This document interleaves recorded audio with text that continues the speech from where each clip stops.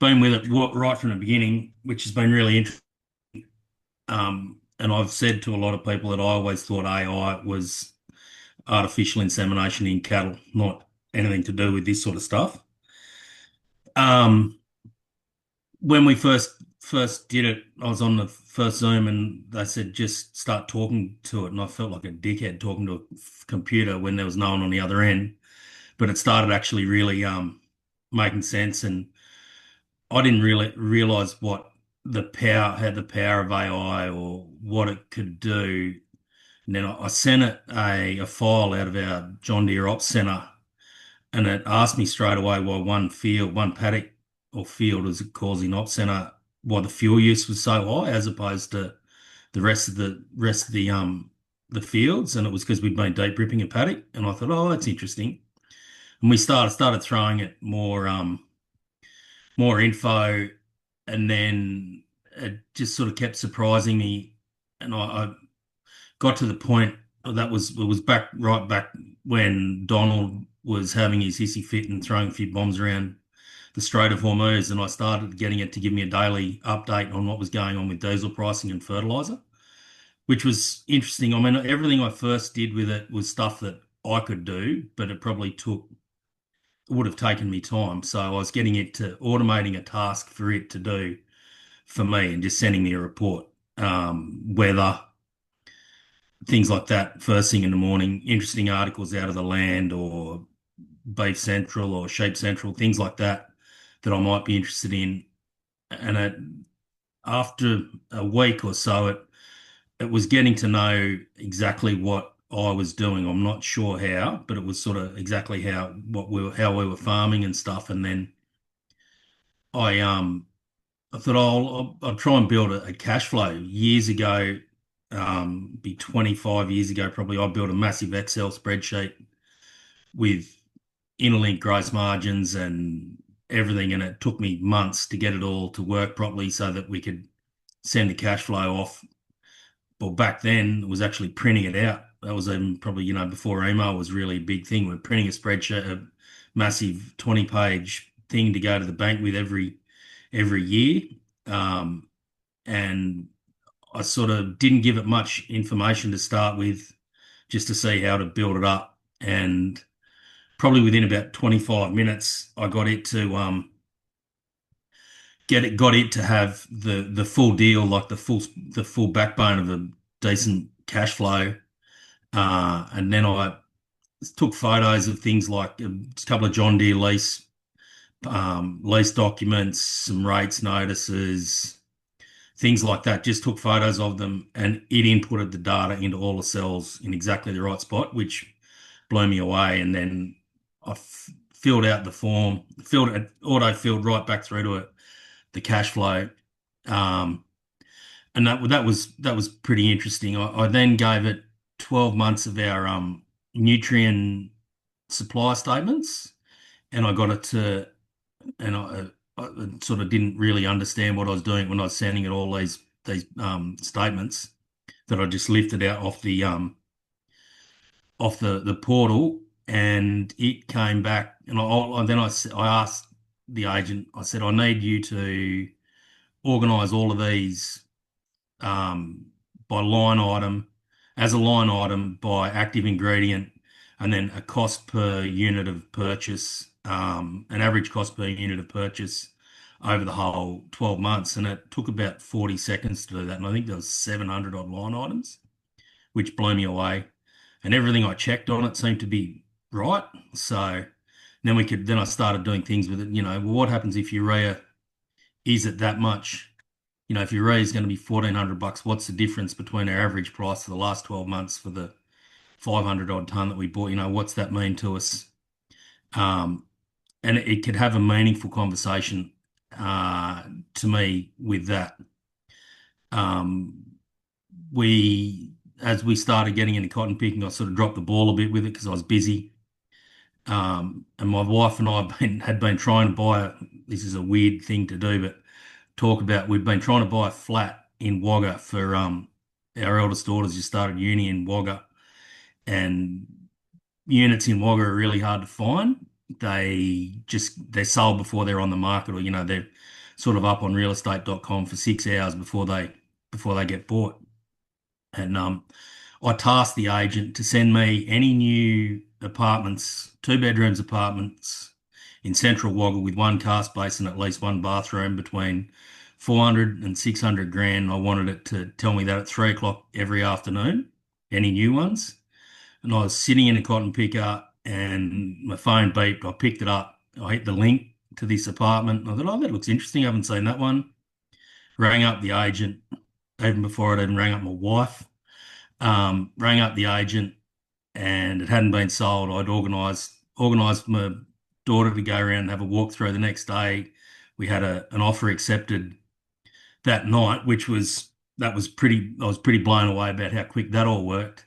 But what was interesting is when I asked the agent to give me all the information on that unit, it searched everywhere and found everything, and then it started building up a um a financial file on, if we had rental returns on what it would be, and was, everything in it. And it told me, wanted to know how much the solicitor's fees would cost. And I got it to go and find the stamp duty, and it went on and it got all this information, and it was just so quick. I mean, anyone can go and find all that information with themselves, but trying to getting it to do it and then just in a minute, like it was, while I'm sitting on a cotton picker, was pretty impressive.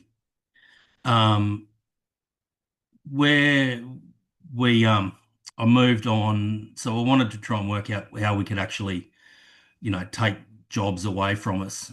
So I got it. Was a bit of rooting around. We're still using Phoenix as our accounting program, and it took a bit of mucking around to get it hooked up, but it did our and I probably didn't do it the right way the first time. Didn't teach it to do it properly, but it actually filled out our monthly cash flow reports, all the transactions and everything in Phoenix. And I thought, yeah, that's pretty cool. That's a big time saver for my wife. Um, then I was sort of when it started to rain and we're doing a bit of stock work and we've got as part of Phoenix, we use this Phoenix Live, which has a livestock tab to control. Well, it gives us a place so we can fill in when we drench, when we drench or vaccinate or join or landmark or whatever, and what paddock stock are in. So I thought, yeah, that's maybe I could build something better because the Phoenix one's clunky as hell. It's terrible. You can't put stuff in properly in the paddock, or I don't know how to put stuff in properly in the paddock in it. So I thought, oh, I'll muck around, and we were sowing and Starlink are on tractors now, so I had pretty good service, and I could sit there and talk to this agent, which everyone thinks I'm weird sending messages and talking to a phone, but away we go. And I started asking it, how could we do something like this? And we had a phone call to Luke, who's the brains behind these other two in London, and he hooked me up with this. It's a it's a private web page, I think. I don't know what it is, but no one else can get into it. I think that's what it's called. And this is the exciting thing that we've got to. So if I try and share this, I think I should be able to. So this is hang on, I just have to move this out of the road. This is our own private, whatever you want to call it, dashboard. It's a dashboard. That's what we're calling it at the minute. It's a dashboard. Um, so the season totals for the rainfall, it picks up through an automated rain gauge that we've got in our irrigation. These numbers are all they're not 100% right yet, the numbers, because I'm still building everything. I've got a map here, this is where everything sort of happens. So I might start with a livestock one because those are pretty interesting. So it's sort of based roughly on the Phoenix one. The agent picked up our map out of Phoenix and put it over the like Google Earth image, which actually isn't Google Earth, it's some other crowd that I don't know. I was having trouble one night and I said, I'm not mucking around with this anymore. You're on your own. And I woke up the next morning and this was already in it. And I was just, it blew me away. It had done it without me even knowing. So if I want to do something with a mob of sheep, we can click on the pin and then it comes up. Um, got people in the road here. Wonder if I can. No, whoops. Um, yeah, so you can move, we can move sheep, how, wherever we want within the thing in it, or so we can, I can move sheep from paddock to paddock. When we're trading sheep, all of these things are all, so if I want to treat 100 sheep out of this paddock with, let's say, a 5-in-1 booster, I can add the whole thing in here and it'll tell me exactly what it's going to cost and I can save that treatment. Whoever's doing it, you can put it in then. Um, we've got production tabs. So joining, how many rams you're putting in, and then a lambing percentage calculator, which it put that in. I didn't even ask it to put that in. Our scanning results when we preg test, landmarking. Um, we can you put all your information in, and then weaning and how you wean, which way your weaners go, what paddocks they go to, if you treat them. It's pretty interesting. I reckon that I can get all this. I've built all this myself, and it actually works well enough for me to be able to use, which is pretty cool, I reckon. Um, yeah, so that's sort of, and eventually this all, I suppose there's no point collecting this sort of data unless we're going to use it for something. So our gap audit for our lambs was due the other day, and we fed all the old manual information into the gap into the agent, and it filled out our gap audit. Next year, when all this is 100% right, I'll just be able to tell the agent, go and do our gap audit. It's got spots for NDVI numbers, NVD numbers in it. It's got spots to anything you could possibly have is in it. Whenever I just tell the agent that I want a tab to do this, that, or the other, and it'll actually work it out. So I was just showing Wardy earlier on. So NDVI images are, I didn't even think about this, and someone was talking to somebody somewhere else about an NDVI image. And I thought, oh yeah, that'd be interesting to put on this dashboard, for cropping and for the livestock sort of side. It's got built into it. So if I move a mob of sheep from one paddock to another, it'll calculate grazing days, auto calculate grazing days with how many head, through a dry sheep equivalent basis, which I thought was pretty neat. Then I asked the agent about NDVI. So it turns out you can get 10-meter NDVI images, for free, through Amazon. It's just like a Sentinel one that we all use for our cropping. So it built me this. I got a bit of help with Luke, who's the guru, to build me this. So this is the 23rd of April. So if you look in here, hopefully you can all see my cursors. These three fields were defoliated and this field wasn't defoliated. The red's our res. So it hadn't started raining. Um, these greens are all heavily timbered. Um, so I press play and let it flick through as it goes, and then it starts raining. We've defoliated this other field, and grass starts to grow, and it comes to there.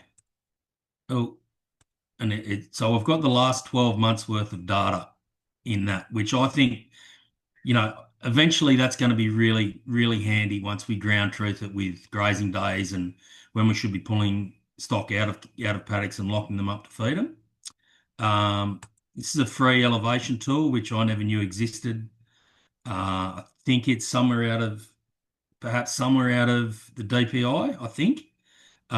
It's pretty handy. So if we go across to a cropping tab, so this is a cropping tab that we've built. So this is wait, it's picked up a lot of this stuff out of our op center, John Deere Op Center. We're still working a bit on that with Luke and I working a bit on trying to get that 100% right. So it'll be able to pull the full data set out of it. So when you want to plant something, you just fill it out or import the John Deere data, and it should, if you fill in everything right in the tractor, it should just come across 100% straight away. When you're spraying stuff, you can put in all your different chemicals. So if I want to, all of these different chemicals, I can put in clethodim and add product, and then it'll bring in another tab for another product to put in the whole way through, and it'll save it. There's spots for documents and links down here, things like recommendations from the agronomist. Um, and I've also got the agent to build me a spray record sheet so I can sit in a tractor. It can either pull the data out of my John Deere or I can just sit in the tractor and talk to my phone about what I'm spraying in what paddock, what the weather's doing, what nozzles, whatever, and it'll fill it out for me. A fertilizer tab, which I haven't quite got right yet. And then if you want to see what's actually happened, so this is the feed of what's been going on. So it's still a bit bare at the minute, but it'll get better as I get more data put into it. Um, I think to make it all work. So we mucked around I mucked around with some of these cotton fields with the history. Um, so these are the just some different things. So I think this will be that's Wardy's reco for what we should be using, and then went to the wrong spot. Might have to go back. Have to work this better. Here we go. So then this should be what Matt Thomas putting it out. Like so, that's through a thing from Rebel Ag, who's our aerial people. So all of that data, I've always struggled with data, with people telling me we need to keep data, and I've always struggled with what the fuck for? Why are we keeping all this data? We've never been able to use anything, and now I find there is a really good way to be able to use this data and actually make it meaningful, and someone else to analyze the data. Um, our agronomist, Wardy, our agronomist, the other night rang me and he's revived a couple of old laptops with with old leaf sample tests of some nutrient profiles out of some pedioles, and he had them all in spreadsheets, but the old laptops didn't have email capability anymore. And I said, I'll just take a photo of the screen. So Wardy literally took a photo of the laptop screen with his phone and then sent me two photos, and I put it well, I didn't, the agent put it into a brand new Excel file, which I think's amazing, that it did it. And yeah, then we can eventually I will get that into this somehow when I get to it. How do I stop the screen sharing? Stop share. I think righto. So that's basically what I've been up to. Um, hasn't been easy, but it's been interesting, and it's made me think more about how we do things and why we do things, which I think is an interesting point. It's an interesting learning point that if we can, is there better ways, or why, what are we, how are we keeping this? We're really driving our especially in our sheep enterprise, are really driving fertility massively. Um, and to the point now where all our NLIS tags are all kept now online through this bloke with a database or this thing with a database on whether the lamb was actually scanned as a twin, and then when it was it was lambing as a twin, and if we can nearly get it now, we're not far away from being able to having. So if its mother was born as a twin and then it was lambed as a twin, we know that there's probably more genetics in that than there is feed. So being able to do that, yourself with an Excel file is probably doable, but I don't have the time or the inclination. So it's just cool to have someone else doing this stuff, I reckon. I worked out the best way to get the value out of it was through a workflow. So I started off doing livestock, which was shit fight. I should have started off doing cropping because it's a lot more linear and calendar wise to get it basically right. Um, so the workflow. So we just talked about, and it was just I was sitting there talking because I'm not very good typing on my phone. I was talking to it and saying, it would ask me a question saying, when you landmark, how do you landmark? What happens at landmarking? Then when you're weaning, what happens with the lambs? How does it all work? The whole thing. And then it was just building up, I don't know if it's a database or an idea about how we do things. And then it would send me through a workflow and then it'd say, right, I did pinch paper screenshots off Phoenix and I threw it into it and I said, I want it to look like this, so that we're not trying to reinvent the wheel, because, I'm too stupid to learn a new program and I don't want to have to learn a new program. So we just copied things. I copied the sort of the formatting, um, and then yeah, just refined it. I worked out after I built a few tabs that you're better off asking one. A big thing with AI that I've learned is getting lots of options instead of just getting it to give you one option, getting it to really make it work. Get it to give you the option and then tease that option out and then say, no, that's bullshit. I don't want it. Throw it away. Let's start again. Go back to get it. It's a lot easier to build it right the first time than it is to change. Maybe it's getting easier to change now for me because I've got a bit more of the lingo about what a field is, what a tab is, drop down, all this stuff. I got it to build me last night a terms glossary so that when I want it to change something in it, I can just go to that and say, yeah, you've got to change this pin to something else, or make it work like that. As opposed to me saying, yeah, I want it to look like the other page, and it's like, which other page? Because there's thousands of them. Oh, one thing I didn't actually show you, I might show you everyone quickly if just hang on, which Yeah, we was just really on. interesting. Share. Um, so Luke, I had a we don't have service out here at all, which is a big problem when we're doing stuff in the paddock, and I think that's why Phoenix doesn't work. And no one thought I could do this, um, but I've actually built this thing, um, actually built this tab, um, so I can do stuff, and it's only working on livestock at the minute, but I can do stuff in the paddock with this when it's offline and then it auto syncs. There's a sync button up here in the top right, and I just press sync, and it will actually auto sync as soon as I come back into service, which is what Phoenix is supposed to do, but it doesn't. It's a freaking nightmare. This thing actually works. I've sat at home and gone to airplane mode and swapped it out, that's a Oh, big yeah. thing out here. When I told Luke when I told Luke that I'd done that, he was amazed. He said, "No, that can't happen." And I was like, "No, it fucking works. It actually works."